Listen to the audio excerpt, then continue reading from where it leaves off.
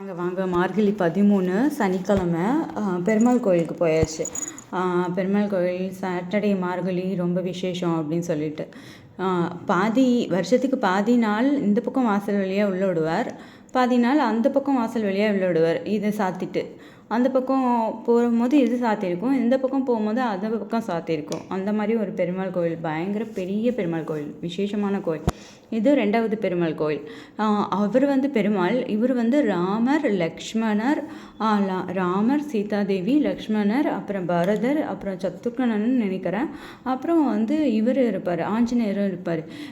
ஆஞ்சநேயர் இல்லாமல் பாக்கி எல்லாரும் ராமர், சீதா, லக்ஷ்மணர் 3 பேரும் ஒரே கல்லில் எழுந்தருளியுள்ள கோயில். ரொம்ப பிரசித்தி வாய்ந்த கோயில், ரொம்ப விசேஷமான கோயில்.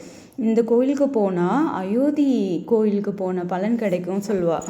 அயோத்திக்கு போகாமையே நம்ம இங்கேருந்தே அயோத்திக்கு போன பலன் கிடைக்கும்னு சொல்லுவாள். அவ்வளோ அழகான, ரொம்ப கொடிமரம்லாம் பாருங்களேன், அவ்வளோ புறா உட்காந்துருந்தோம். அதில் ஒன்றுமே அப்பப்போ க்ளீன் பண்ணிடுவான்னு நினைக்கிறேன்.